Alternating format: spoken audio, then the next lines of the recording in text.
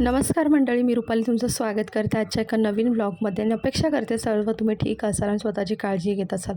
सर्वप्रथम सगळ्यांचे खूप मनापासून धन्यवाद. तुम्ही मला इतका सपोर्ट केलात, इतकं प्रेम दिलत की माझा एक टप्पा म्हणजे 1000 सबस्क्रायबर कंप्लीट करण्याचा टप्पा जो आहे तो मी पार करू शकले आणि असाच तुमचा सपोर्ट पुढेसुद्धा राहील याची मी अपेक्षा करते. आणि तुम्हाला आत्ता माझ्या व्हिडिओजमध्ये काय काय पाहायला आवडेल, काय अजून नवीन कॉन्टेंट आवडतील पाहायला, हे मला नक्की कॉमेंट सेक्शनमध्ये सांगा. तुम्ही सुचवू शकता की मी कोणत्या गोष्टीवरती व्हिडिओ बनवू. जसं की आपलं व्हिडिओचा जो कॉन्टेंट आहे तो डेली रुटीनशी रिलेटेड आहे किंवा मग कधी ट्रॅव्हल केलं तर ट्रॅव्हलशी रिलेटेड आहे. त्याचबरोबर काही रेसिपीसुद्धा शेअर करत असते आणि एक होममेकरचं डेली रुटीन कसं असतं किंवा ती सगळ्या गोष्टी कशा मॅनेज करते आणि त्याचबरोबर ना स्वतःलासुद्धा कशी ती डेव्हलप करत असते, पुढे नेत असते, या सगळ्या गोष्टी मी तुमच्यासोबत व्हिडिओमार्फत शेअर करत असते. तर तुम्हाला अजून काय काय पाहायला आवडेल यामध्ये मला नक्की शेअर करा आणि सांगा मला की अजून तुम्हाला कोणते व्हिडिओज पाहायला आवडतील. तर चला आजच्या व्हिडिओला सुरुवात करूया. आता मुलं स्कूलला गेली होती आणि आज थोडंसं उठायला उशीर झाला होता आणि त्यामुळे सगळी कामं पडली होती. तर लोलोला स्कूलमधून मी सोडून आली. त्यानंतर म्हटलं चला सगळी कामं जी आवरून घेऊया. तसं तर घरातली रोजची कामं जी आहेत ना ती मुलं स्कूलला जायच्या आधी बऱ्यापैकी आवरतात. पण आता सध्या त्यांचे एक्झाम चालू आहेत आणि एक्झामचे टाईम टेबलसुद्धा वेगवेगळे आहेत. त्यामुळे थोडंसं ना सकाळचं मग अडचण होते सगळं काम करायला. त्यामुळे मग मी ठरवते की ती एकदा स्कूलमध्ये गेलीत की मग बाकीचं माझ्या ज्या गोष्टी आहेत ते मी आवरून घेईन. म्हणजे त्यांच्या स्कूलचा टायमिंगसुद्धा व्यवस्थित मॅनेज होईल आणि मी घरातली कामंसुद्धा पटकन आवरेल. तर आता मी स्वतःला एक चॅलेंज दिलं की 1 ते सव्वा तासामध्ये ही सगळी कामं जी आहेत ना तर ती आवरून घ्यायची आणि तसंच मी लोलोला स्कूलला ड्रॉप केलं आणि लगेचच येऊन सगळ्या गोष्टी ज्या आहेत ते इकडे मी आवरायला सुरुवात केली. खरं तर या व्हिडिओमध्ये 7-8 मिनटाच्या व्हिडिओमध्ये तुम्हाला असं दिसत असेल की मी कामं किती फास्ट करते, पण खरं तर ना 1-1.5 तास लागतोच या कामांना आणि स्वयंपाकसुद्धा सिम्पलच करायचा होता मला. तर मी ते दाल खिचडी आज बनवणार होती आणि त्यासाठी हे सगळं कट करून घेतलं आणि मस्त अशी दाल खिचडी बनवली आणि दाल खिचडी माझी ऑल टाईम फेवरेट आहे.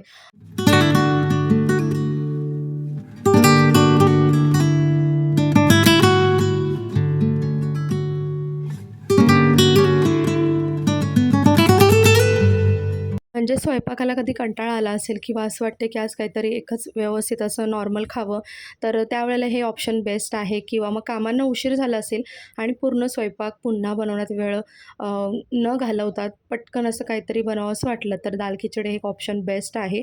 आणि यामध्ये तुम्ही व्हेजिटेबल्ससुद्धा ॲड करू शकता. आज काही मी व्हेजिटेबल्स ॲड केले नाहीत, परंतु मी कधी कधी व्हेजिटेबल्ससुद्धा ॲड करते. आणि इथे मी ना तूर आणि मूग डाळ मिक्स करून घेतलेली आहे. कधी मसूर डाळीचीसुद्धा बनवते, कधी नुसत्या मुगाच्या डाळीचीसुद्धा बनवते. सगळ्या डाळींसोबत ना दाल खिचडी जी आहे ती खूप छान बनते, खूप टेस्टी बनते. आणि यासोबत ना मी बुंदीचा रायता बनवायचं ठरवलं. म्हटलं मला ना इतका म्हणजे आता कंटाळा आलेला की मला ते गाजर किंवा काकडी हे सुद्धा कट करायला कंटाळा आला आहे. मग अशा वेळेला ना हे ऑप्शन बेस्ट आहे की बुंदीचा रायता करा. तुमच्याकडे घरी असलेलं थोडंसं काश्मीरी मिर्च टाका, आमचूर पावडर, धने जिऱ्याची पावडर असेल ती टाका आणि मस्त कोथिंबीर मिक्स करून बुंदी जी आहे ती टाकून घ्या आणि छान थोडंसं एक 5-10 मिनटं बुंदीला तशीच ठेवा. म्हणजे ती दही जे आहे ते छान सोक करून घेतं आणि खूप छान टेस्टी लागते. म्हणजे तुम्ही पुलावसोबत, बिर्याणीसोबत किंवा दाल खिचडीसोबत हे ऑप्शन बेस्ट आहे. खाऊ शकता आणि खूप सुंदर लागते. त्यानंतर इथे ना थोडंसं मुलांच्या आवडीचं म्हणजे मुलांना दाल खिचडीसोबत ना मसाला पापड फार आवडतं. मी मग पापड जे आहेत ते नॉर्मल फ्राय करून घेते. त्याच्यावर असं कांदा टोमॅटो कट करून मस्त टाकलं. तर अशी बघा माझी खिचडी जी आहे ती रेडी झाली आणि मस्त टेस्टी लागत होती. आणि जेवण वगैरे झालं आणि त्यानंतर म्हटलं आता दिवाळीसुद्धा जवळ आलेली आहे आणि त्याची तयारीसुद्धा केली पाहिजे. तर ही एक माझी जुनी साडी आहे. खरं तर मी हिला हार्डली 2 ते 3 वेळा नेसली असेल. त्यानंतर ही साडी अशीच म्हणजे कपाटामध्ये आहे. ऑफ व्हाईट कलरची आहे. तर मला म्हणजे मी विचार करत होते की याचा ना विंडोसाठी कर्टन जो आहे तो बनवून घ्यावा. तर तुम्हाला काय वाटतं की मी या साडीचा कर्टन जो आहे तो बनवून घेऊ का? कारण थोडंसं नेटसारखी साडी आहे आणि जुन्या फॅशनची आहे. म्हणजे खूप वर्षापूर्वीची साडी आहे. 7-8 वर्षापूर्वीची साडी आहे. त्यामुळे कदाचित आता ही अशा प्रकारच्या साड्या तुम्हाला दिसत नसतील बाजारात. आणि ह्याची लेस जी आहे ना ती खूप मोठी लेस आहे आणि हेवी पण आहे थोडीशी. तर मी विचार करते की हे लेस जी आहे ती काढून त्याचे छान कर्टन बनवून घ्यावे. मग तुम्हाला काय वाटतं मला कॉमेंट सेक्शनमध्ये सजेस्ट करा की मी विदाऊट लेस ह्याचं कर्टन बनवू की विथ लेस ह्याचं कर्टन बनवू. आणि मी इथे घालून बघत होते की छान दिसते का वगैरे. खरं तर साडी खूप सुंदर दिसत होती ही मला. पण म्हटलं आता ही थोडीशी आउट ऑफ फॅशन झाली त्यामुळे म्हटलं ठेवून तरी काय करायचं. तर त्यानंतर मग इथे मी घरातली थोडीशी अजून कामं होती. म्हणजे मला ना गाजर, बीट, आवळ्याचा ज्यूससुद्धा बनवून ठेवायचा होता. बरेच दिवस झाले मी हा ज्यूस पियाली नव्हती आणि वेळही मिळत नव्हता. म्हटलं उद्यासाठी बनवून ठेवते हा ज्यूस. तर बॉटलमध्ये मी भरून ठेवला हा बनवून ज्यूस आणि फ्रीजसुद्धा मला क्लीन करायचा आहे, तर तो सुद्धा आता करेन. दिवाळीची साफसफाईसुद्धा करायला घ्यायची.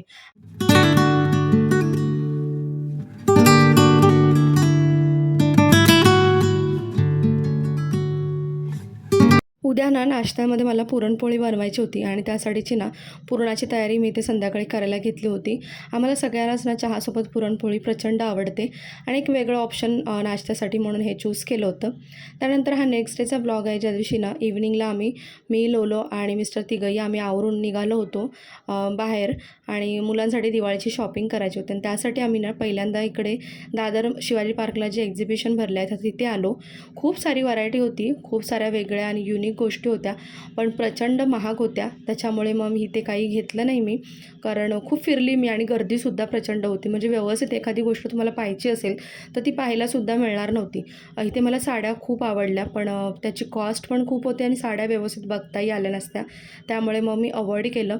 तिथून आम्ही आलो मग मॅक्समध्ये आणि मुलांना ॲक्च्युली कुर्ते ज्या प्रकारचे घ्यायचे होते ना, तर ते इथे पाहत होतो, पण तसे काही कुर्ते आम्हाला मिळाले नाही.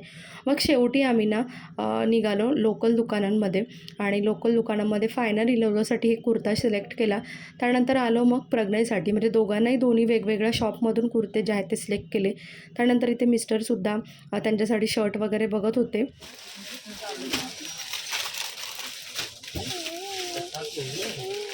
आणि इथे लोलोची आणि माझी चाललेली मस्ती, यांचे शॉर्ट चूज करणं चाललं होतं आणि एका साईडला लोलो आणि मी मिररमध्ये बघून मस्त व्हिडिओ काढत होतो आणि मस्तीही करत होतो.